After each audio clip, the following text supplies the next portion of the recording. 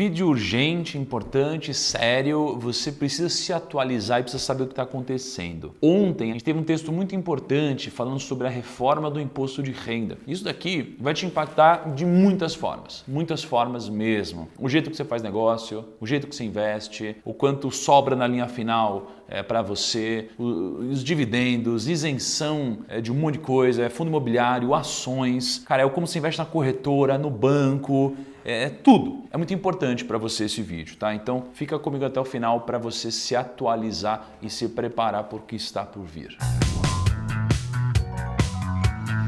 Antes de mais nada, não deixe de curtir o vídeo. Eu tentei angariar algumas informações importantes aqui para você. Isso daqui é o que ajuda o meu trabalho a chegar a mais gente. E essas informações são valiosas, tenho certeza que quanto mais pessoas souberem, mais pessoas vão se preparar da melhor forma, tá bom? Clica no botão de curtir, isso é extremamente importante. Vamos lá, a gente teve 398 votos a favor e 77 votos contrários a esse texto da reforma. Isso daqui mudou bastante do que vinha acontecendo nos últimos tempos. Eu postei um vídeo há quase um ano atrás falando sobre o que poderia acontecer se essa reforma passasse, né? Então é muito bacana, é um vídeo que tem princípios importantes, mas agora ele já está desatualizado. Se você quiser assistir, eu vou deixar ele aqui. Mas o que é importante você saber? Que agora até a oposição do governo votou junto com ele. Isso daqui é uma mensagem importante para a gente, porque por algum motivo todos estão olhando para uma direção. Então vamos lá, vamos primeiro falar da faixa de isenção, né? Existe uma faixa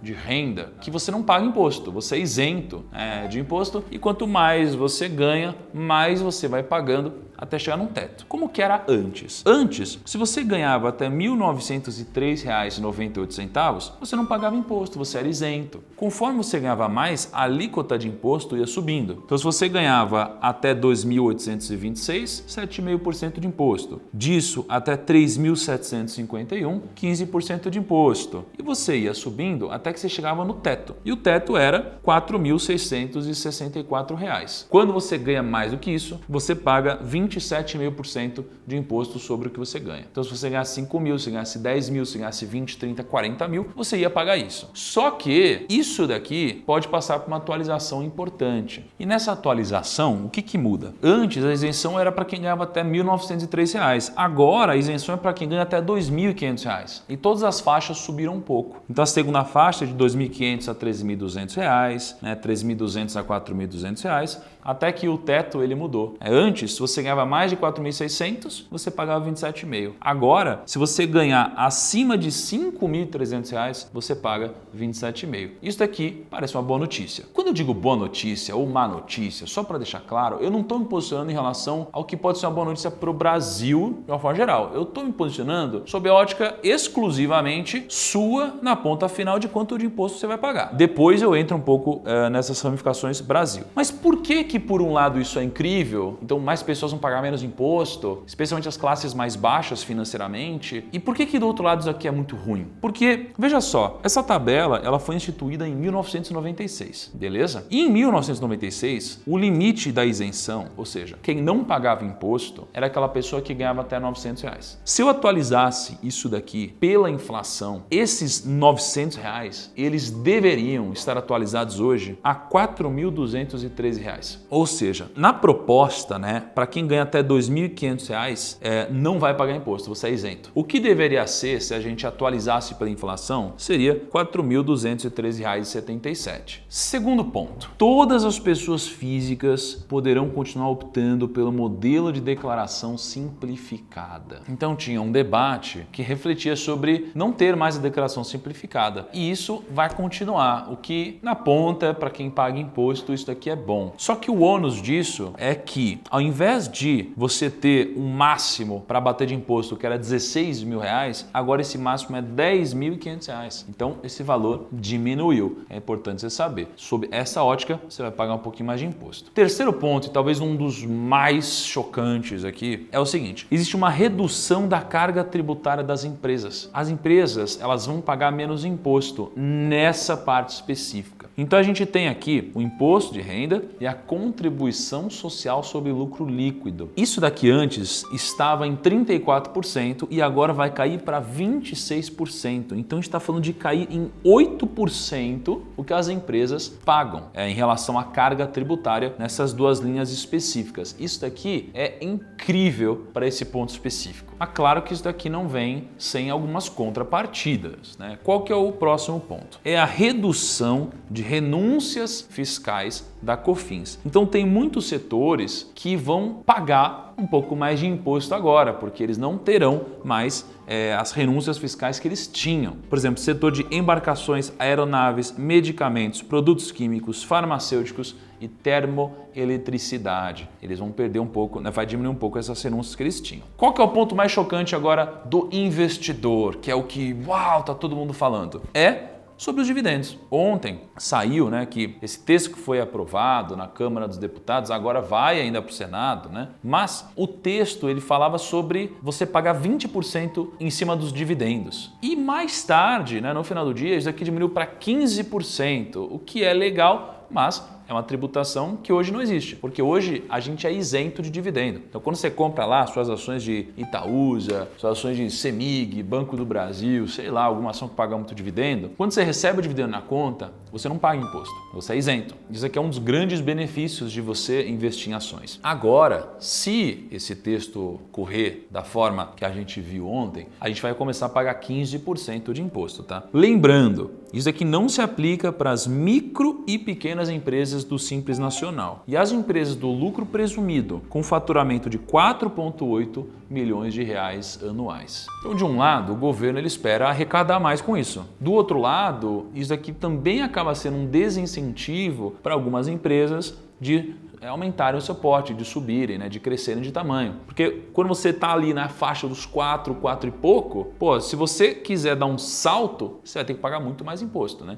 Então isso daqui enfim, tem os dois lados. Por que não existia a tributação de dividendos antes? Porque era um pouco impensável você imaginar isso, já que existia o CSLL. O CSLL é a contribuição social sobre lucro líquido. Então a empresa já pagava, né, já fazia uma contribuição sobre lucro líquido. E o que deixou muitas pessoas bravas é que agora, além do CSLL, a gente vai pagar também uma tributação sobre o dividendo. Então a gente paga sobre o lucro líquido, aí depois do lucro líquido a gente distribui o dividendo e aí agora a gente paga sobre o dividendo. Então tem uma bitributação. É por isso que parte desse texto é reduzir o quanto é a carga da CSLL hoje. Mas aí você pensa, e os fundos imobiliários? Será que os fundos imobiliários eles também vão ter algum tipo de tributação? Porque hoje um dos maiores benefícios, né, de você investir no fundo imobiliário em relação a investir no imóvel físico é que aqui você tem uma isenção de imposto.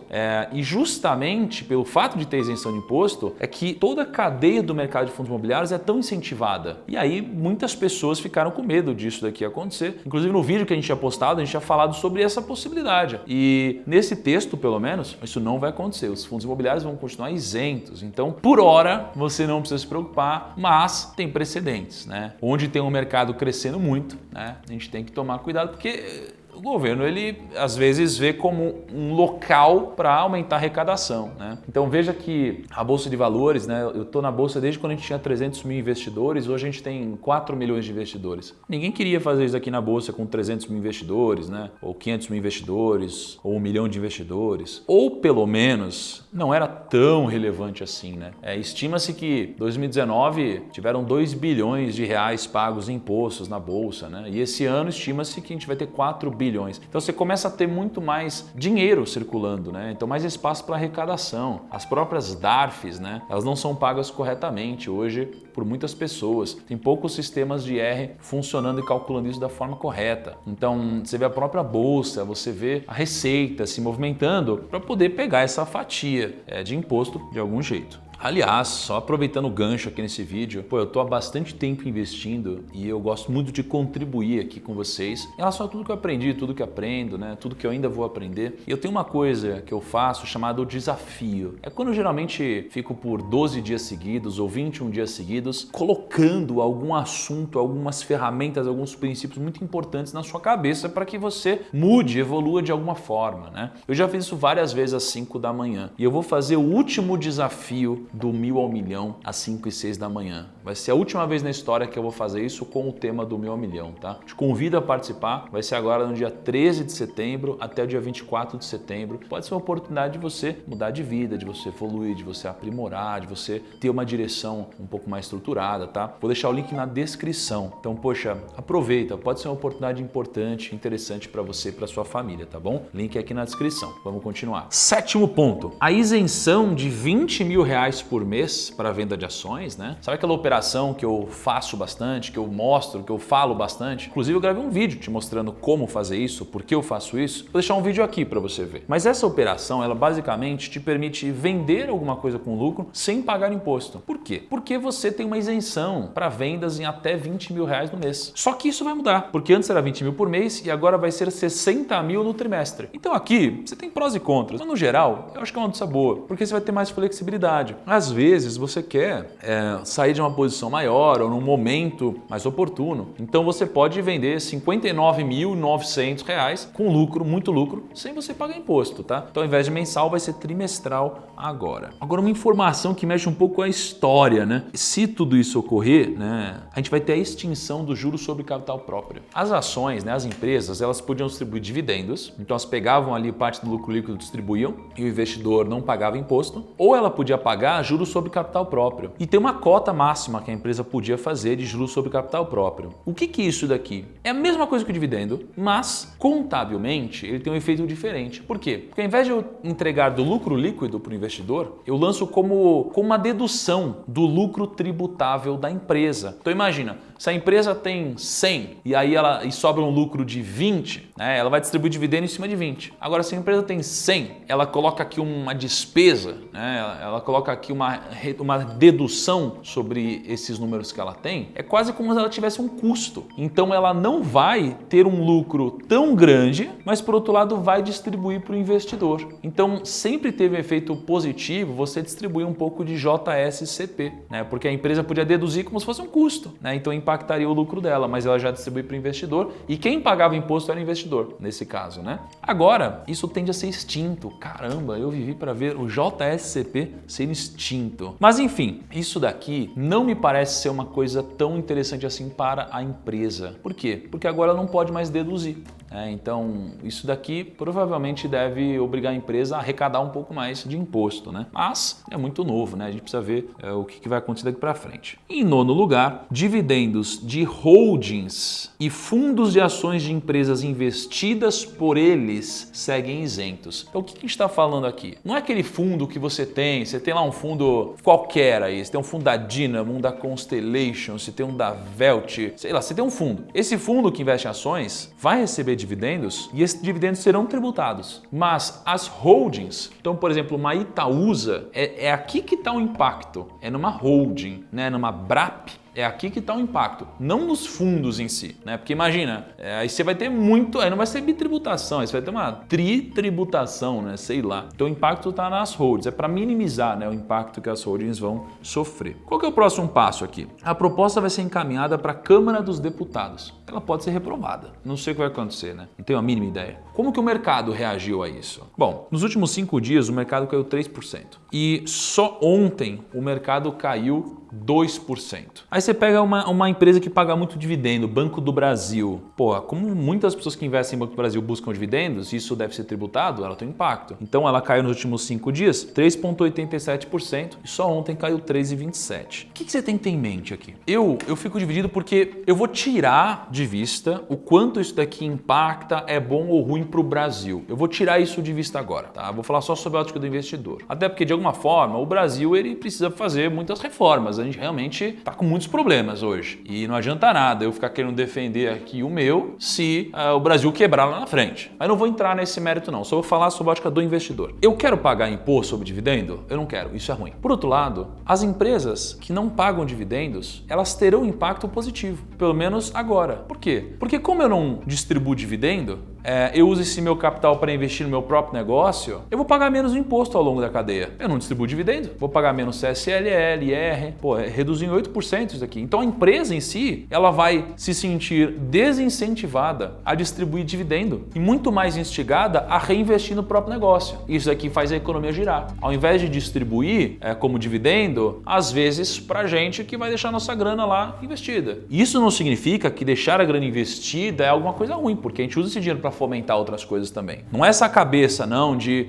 mas aí você vai dar grana para quem é rico, para quem tem mais dinheiro. Não é isso. Porque essa é uma visão muitas vezes equivocada, já que muitas vezes quem tem dinheiro também investe em muitas outras coisas que produzem muito mais coisas. Então, no meu negócio hoje, o Grupo Primo aqui, a gente tem uma política de não distribuir dividendo. Pelo menos hoje. A gente foca em reinvestir no próprio negócio. Então a gente tem impacto positivo disso. E as empresas que distribuem muitos dividendos? Bom, nos Estados Unidos, isso aconteceu numa época, né? Algumas reformas foram acontecendo. E quando você tem uma tributação maior sobre o dividendo, você acaba incentivando as empresas ao invés de distribuírem, recomprarem novas ações. É quase como uma forma de ela remunerar o acionista. Por quê? Se eu tenho 1 milhão de ações, ao invés de eu distribuir dividendos, eu pego esse dinheiro e eu recompro as minhas próprias ações, eu vou ter menos ações em circulação. E o lucro continua o mesmo. Então o lucro por ação cresce. Eu só não distribuí. Então no longo prazo é como se eu estivesse trabalhando com esse excedente de imposto que eu teria pago. Então quando você vê uma previdência privada, por que uma previdência privada é mais eficiente que um fundo? Porque a previdência não tem come cotas. Então ela vai trabalhando com o excedente de imposto que o fundo não pode porque ele paga muitas vezes pelo come cotas. Uma empresa vai trabalhar da mesma forma. Então ela usa esse capital para reinvestir nela mesma e para comprar próprias ações.